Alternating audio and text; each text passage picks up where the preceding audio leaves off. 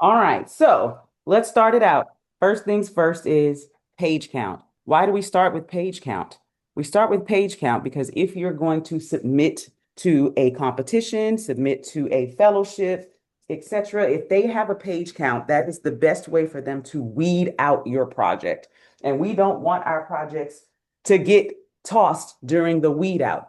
So because this was supposed to be 5 pages, but we end up with 6, this might have been reason enough for them not to read the script. Now, it's only this much that goes on to page 6, but that's going to matter. So during your revising, etc., the question would be, what can we lose so we can get this on page 6? That's one of my favorite things to do, is to go through and like lose orphans and lose spaces and lose things so that we can get down to page count. Because as the guys talked about earlier with budget, pages equal budget. So as a writer, your job is to stay within your page count because you're also staying within your budget. So even if you go over just this, not even 1/8 of a page, you are adding to the budget. So the question would be, what can we lose? All right, but let's go back up to the top and we're going to read this together. And I am going to go through the notes as we go. So you'll get to see this live of what I would usually do if I were giving notes and highlighting along the way. My first note would be that your slug lines have to have interior or exterior, the physical location, and the time of day. The time of day is necessary because that's what tells the producers when they have to shoot. They need to know, do we need sun or not? And that's even if you're inside, because sun comes in through your windows. That's natural light, right? And the point of filming is to make things look natural. So we need to know what time of day it is. Also, slug lines should always be followed by action. And the reason that is because we need to know what we're getting in this shot. So if this is a shot just of the village, then you can put into your slug line that this is establishing, but under that, you would still say, well, what am I seeing? Like, am I seeing children running around? Am I seeing trees? Like, what does this village look like? Is it a village as in like back in the day? So these are like huts or teepees or something like that? Or is it a village like there are some New England towns that actually call themselves villages, right? So we don't know what we're looking at. So the point of putting that action in there is to show us what we're physically seeing. So then when we get to this next slug line, the same thing is true. And we can see that it happens throughout the script that we don't know what time of day it is. So you want to make sure that you do a dash time of day on each of these. Now, because you don't end up actually establishing what we're looking at here, you could lose this slug line and that might move some of your stuff up, right? Because it's not doing any work for you. So if it's not going to do any work for you, then you can lose that. All right, so we're in Amara's house. Mila, Amara's mother, is prepping her house for Amara's birthday ceremony. So when we introduce a character on first introduction, we need it to be in all capital letters. This is also for the producer. With the producer, we have a new character, which means we have to cast that character, which means we have to pay that character. So we need to know how many characters are in here, and the producer doesn't want to have to read the script every single time. So you are flagging these things for them. That is the purpose of capitalizing these characters' names. So Mila is 37. She's Amara's mother. She's prepping the house for Amara's birthday ceremony. We want to make sure that we're using punctuation throughout. This is something you don't want to skip.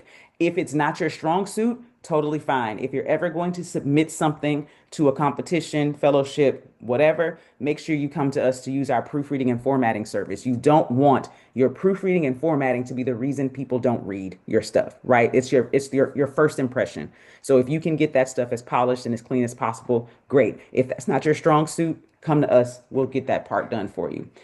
Also, when you are doing dialogue, you don't need colons. And if you're going to use them, though you shouldn't, then you should be consistent with them. Screenwriting formatting is mostly about consistency. So even if you're doing something wrong, if you do it consistently, we can learn the rule that you're telling us, right? We can learn why you're doing the thing if you're doing it consistently. That way we'll know, okay, she just doesn't know what this rule is, or she has made up her own rule, which is not a negative thing depending upon how you're using it. Tomorrow's your 16th birthday. 8/16/08 was the best day of my life. I'm so excited to confirm what I felt since you were little. Your Orikuro reading will finally reveal your path. Amara, nervously, what if I don't like what it shows? Mila, smiling, the Ori never lies. How you fulfill your destiny is still your choice. Plus, you were born on the luckiest day. Numbers never lie. All right, I'm going to give you another tool to shorten what you have going, shorten your page count. Number one, trust that your actors and your readers can understand context and you don't have to direct everything that comes out of their mouths.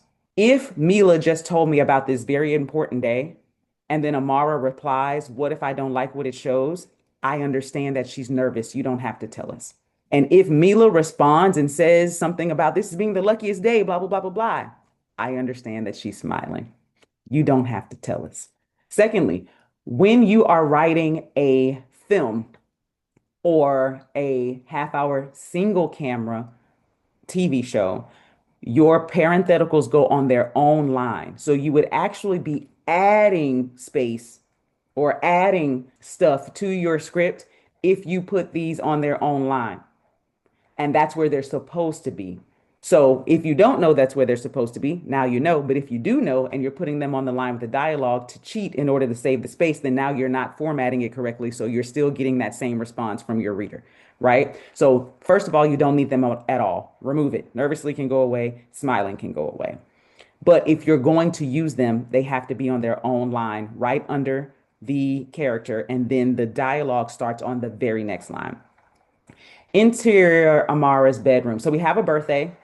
So we got that. We are over our page count, but we have a birthday. So let's see where our science fiction comes in. Amara sits in front of her bed, staring in the mirror as blue holographic balls start to swirl around her head. Okay, boom. We're already in a world that is not like our own.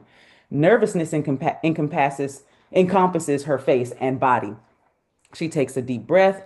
I'm nervous that all this is the balls stop swirling and drop down. A bigger ball rises and hovers over her head, jumps. What is this? Amara, who are you? Oh, hell no. Amara gets up and runs in the kitchen toward her mother. Stop running in the house. Okay, if we're running in the kitchen, that means we're no longer in the bedroom. So that means we need another slug line. Again, for the producers to know where they're shooting and when they're shooting. So Amara gets up and runs. Now she's no longer in the bedroom. We need a slug line to tell us that she's in the kitchen. Stop running in this house, a beg. You're going to ruin your decorations. Mila's mom looks at Amara confused. Her confusion turns to worry. Amara runs right into her mom's arms. You didn't see that ball by me? It said its name was Cola. Did it say its name was Cola? If so, we missed it. We need that on the page to see that that actually happened because we were there with her. If we weren't there with her, that'd be a different thing. But because we were there, all he says is her name. He never says, and I'm calling him a him. I don't know if it's a him. It never says its name. Okay, Mila smacks her teeth. You're still scared of that story. The story of Cola is just that. The elders tell it to everyone to keep the tradition. Why tell that story though? Also, why does it matter when someone gets their head read by Orikuro anyways? The earlier the better. Not necessarily. In Cola's case, he had his head read at birth, which advanced his life path. He went rogue at 12. By then, he had burned down multiple villages. The elders had to put him down. Sniffles. What if I end up like that? You won't. Like I said, you were born on the luckiest day. Now go on, I beg. So we just talked about this earlier. Here is some exposition, and it doesn't feel forced, right? Because Amara is having a new experience. Mom is the expert in this area. So she just quickly tells us, oh, this happened to Cola because of blah, blah, blah. And that's what happened to him. That has nothing to do with you, right? So that's some exposition that we get. All right. So now we're in the chambers. Chief Ekinwe studies ancient scrolls of Orikuro. His daughter Lila enters. Fa, is everything ready for tomorrow? Yes, after tomorrow, you'll have the greatest destiny recorded. What about the girl? She will never know what was taken from her. I can't wait. Also, notice this. You're obviously using a screenwriting software because it's allowing you to put dialogue on the same line as your parenthetical. What it's also doing is formatting the whole thing as a parenthetical. You see how it's pushed over like this? Even the dialogue. So what it should look like is this is where the parenthetical is, and the dialogue should still start out here. But it all looks pushed in every time you use a parenthetical because you're staying in the parenthetical format and not moving to the dialogue format. Now, in Final Draft, all you have to do is push enter, and it'll take you from parenthetical to dialogue, and it'll put the cursor in the right spot for you. This should look like one straight line. And because readers and producers, etc., read so much, they would literally open up this script and see that these things aren't in one straight line and just not read. Like what it looks like on the page counts. All right, sorry. And Let's. that's also added to her page count, which I Yeah, put in the chat as well. absolutely. So It's because you have adding. less space for the dialogue. That's what I was trying to say earlier. I kept saying it's adding space, but that's what I meant. It's adding to your page count. Okay, so she will never know what was taken from her. I can't wait. A servant of Chief Ekenway rushes in. Also note that we don't have to capitalize him every time. Now that he's been introduced, you can just write him in title case. Chief, there's an alert. Cola's spirit has been detected as active in the spirit realm. Impossible. He died by my hand. Servant one, I assume this is a person who's speaking. This has been written in dialogue instead of as a character. So you have to follow that formatting and make sure that it formats it correctly. The reading is clear. He is here. Find Amara and bring her here. We will do the reading tonight. Amara lies in her bed. Cola appears over her. They're coming for you. Connect with me. You're dead. Am I dead? Why would I connect with you? Who's speaking right now? Is this Amara? I think so. You're dead. Confused. That should be on its own line. Am I dead? Why would I connect to you? To live and for justice. Confused and slowly speaking. Justice. Chief Ekenway is a thief. He steals destinies and keeps them in his family. He stole your mom's and your dad's destinies decades ago. So this is some more exposition, but it feels a little bit more important to the current story. So I don't know if it's going to be received the same way as the first part of exposition. I don't know if there's a way that we could see this or understand this in another way. Obviously, this is a short, so you're giving it to us the way that you need to give to us. But it also may be because we don't really understand this relationship between Amara and Cola. Obviously, this is new information for us as readers. It's a new world for us, so we don't really understand what they're supposed to be doing or if he is her, spirit walker, mentor person, or what his job is in her life, even though we're understanding that the chief is the antagonist here and he's obviously trying to warn her. But the question becomes, why did they steal it? Does mom not know they stole it? I guess that's obvious. So we'll see. We'll see if we can get some more information. So voices grow louder and a knock is heard on the door. Decide now. Once they take you for the reading, it will be too late. What happens if I let you in? Your path will be ignited in the most beautiful way. Amara's mother calls her and lets her know Chief Inkenway and the servants are ready for her reading. Okay, Ma, I'm coming. Something else that I don't know yet, maybe I will, but I only have another page and a half maybe to go, is what it means to have a path. I don't understand what Amara is trying to do. I know that there's a rite of passage. I understand that there's a ceremony. I understand it's very important. I don't understand what that ceremony is or what it's supposed to look like on the other side to know if what's happening right now is out of the ordinary. I also don't know if Cola is not someone who's supposed to show up, which is what Amara is basically saying. Like, he's not supposed to be here. Why am I supposed to let you in? I don't know why he's showing up for her, why he's so special, why she's so special that he shows up for her if he doesn't show up for other people. So, what that the chief is a thief, what does that have to do with him wanting to help, right? So, those are some of my other questions as I'm going along the way. Okay, mom, coming. The Orikuro sits in the middle of the room. Chief Ekenway, the guards, and Amara enter. Lila is already waiting beside the machine. Sorry, we have to read you earlier than planned. We had an alert flag. Our system didn't want it to have to reboot. That can take days. I know what you're planning. Ah, so you've been listening to spirits, dangerous ones at that. No, I've been. Oh, so she let him in. Can we see that? That seems like a big science fiction moment, right? What does that mean that they are now one person? I guess it means we see Amara, but how is Cola in her, right? Like, what does that mean? What does that look like? Um, like, is it his voice? Is it still her voice?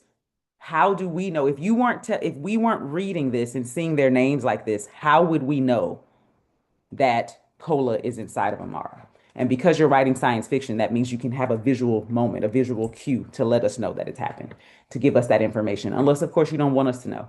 And if you don't want us to know, then when does the reveal happen? No, I've been listening to the truth, how your family has corrupted Orikuro for generations. The elements in the atmosphere start to respond. The earth trembles, water ripples, lights flicker. Where's there water? Is there water inside this room? Or are we now outside watching the elements do things on the outside? Make sure that's very clear.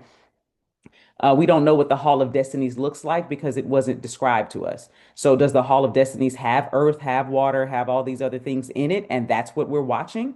Or have we now just kind of gone outside to see what's happening outside because whatever it is so powerful? Put her in Orikuro now. The servants rush to grab her, but stop midway. Amara's eyes are glowing blue. Well, well, well, welcome back, Cola. All right, so now the chief knows that Cola is there because her eyes are glowing blue. The question is, were Cola's eyes blue this entire time? If so, that would be great information for us. If not, why are they glowing blue now? So we don't have a description of Cola. So that means we as the audience, your producers, your director, everyone who's reading this, we have no idea what Cola looks like. Is Cola walking around like a live boy, but he is a spirit? Or is he a floating mystic thing? Is it a boy at all? Is it more of an alien monster, something with X amount of heads kind of thing? Does it have blue eyes or is it glowing blue from the moment that he arrives in her bedroom? All of that is going to be great contextual information. And again, because you're writing science fiction, great visual stuff for us to see instead of just kind of hearing about it. That way we know that when her eyes glow blue here, it is because cola is present and coming through versus some other rule science fiction thing that happens in this world that makes her eyes turn blue. I don't know anything about the orikuru, so for all I know, that's what's causing her eyes to turn blue, right? We don't have any of that information. So your job is to kind of teach us those things as we go. All right, so we have Amara and Kola here formatted as characters as if they're going to speak, but they don't. So make sure you pay attention to that. The chief grabs the sword, and I assume they're raising their hand. So that should just be here in your action. The earth starts to vibrate, the air is shaking. The chief lunges forward with his sword and plunges his sword toward Amara and Kola. Suddenly, a crack, both physical and spiritual, splits the air. The glowing blue energy around Amara surrounds the air, fills up the room, and then it goes pitch black. The chief cries out. Lights flicker as Chief Ekinwe and Amara both lie on the floor motionless. A low, unearthly humming noise comes from the Orikuru. Okay, I'm going to keep writing, but I'm trying to figure out what caused this. He plunges the sword towards them. It doesn't touch them. So what causes the crack? What causes the glowing energy? What causes them to fall apart? Not fall apart, but fall out. And what causes the place to go pitch black? Simply him lunging, or does he actually make contact with them? And therefore, the splitting of them is what caused this. So make sure that that's very clear. Now the chief cries out, but Amara doesn't, even though she's lying on the floor motionless as well. Lila, Dad, a soft blue light flickers from Amara and Chief Ekinway's chest, each glowing with sporadic twitches of their fingers. What have you done? Okay, great. So we know that we're ending on a cliffhanger, and that's okay. The only issue is we have so many other questions that you have to ask yourself if we're going to come back to figure out what actually happened to them. Let's talk about whether we're invested in Amara in the first place, right? Whether we are rooting for her to go through this rite of passage so that when things start to go awry, right? If her goal is to go through the rite of passage because she has to do this, or she has to become this, and then now things go awry, we don't know how we should feel because we don't know what she was trying to achieve in the first place, if that makes sense. We know that she's excited about her birthday, but outside of that, we don't get too much other social proof. We don't know much about her. We don't know her hopes, her wants, her dreams, or anything like that. So it's, again, hard to just kind of invest. And that's hard in a short period, right? Because you don't get a lot of time. So the question becomes, what are some of the things that we could be doing with her at the top of this so that we can get to know her a little bit more. She's turning 16. The other thing I'll say, and it might just be the way that I read it or my own perspective, is that she's turning 16, but for me, she comes across younger. And it might be a maturity thing that I'm kind of missing. That again could just be me, but she's coming across like 12 versus 16. As a 16-year-old, she might have a little bit more autonomy, a little bit more thoughts about her own life. You know what I'm saying? And so that could also fill up her perspective and give me something to kind of like hold on to. Outside of that, we've kind of talked about the rules of building the world and what the science fiction is. And I think you have to take your time to do that even more because it's a short, because we're going to be in and out of it so quickly. You have to ground me very quickly in understanding what is happening on the rule side. Because as of now, I feel on the outside of this thing, right? I feel like I'm watching something happening, but I'm not supposed to be here, right? Instead of feeling invited in to understand the world so that I also get it when it starts to go awry. And that's it. Want more content? Like, subscribe, and for notifications. Get notes on your script that get you unstuck at www.theprofessionalpen.com. I'm out.